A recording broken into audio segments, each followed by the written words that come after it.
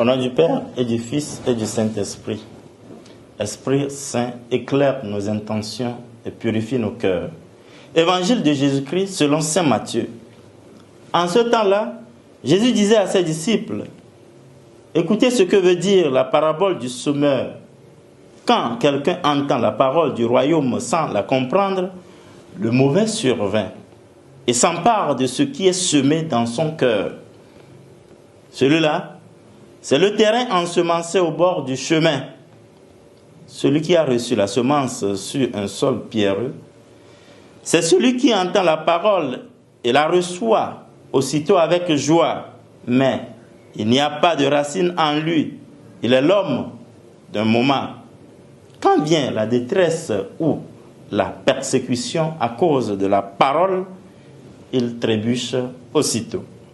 Celui qui a reçu la semence dans les ronces, c'est celui qui entend la parole, mais le souci du monde et la séduction de la richesse étouffent la parole qui ne donne pas de fruits.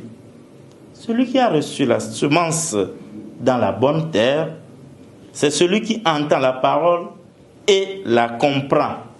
Il porte du fruit à raison de 100, ou 60, ou 30 pour 1. Acclamons la parole de Dieu. Louange à toi, Seigneur Jésus. Nous sommes au vendredi 24 juillet 2026. Parlant du royaume des cieux à travers la parabole du semeur, le Christ, dans l'évangile d'aujourd'hui, nous en présente l'explication. En effet, des 4 endroits ensemencés, seule la bonne terre produit du fruit. Le premier terrain subit le vol des oiseaux. Le bord du chemin fait écho à l'état d'une âme distraite.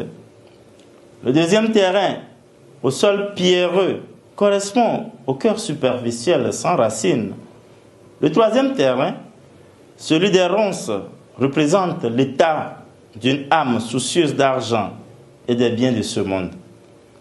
Le dernier terrain correspond à la bonne terre.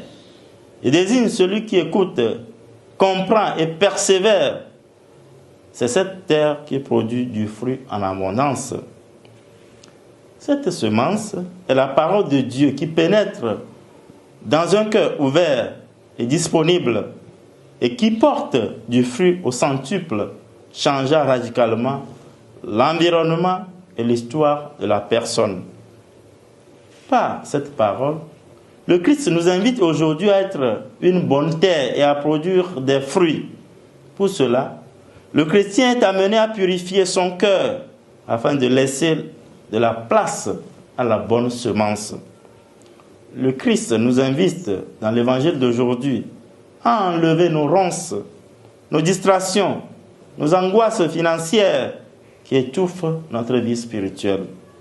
Devenons aujourd'hui une bonne terre de confiance en Dieu, une terre de paix, une terre d'amour du prochain, une terre d'entraide et une terre de prière aujourd'hui et pour les siècles des siècles. Amen. Au nom du Père et du Fils et du Saint-Esprit. Amen.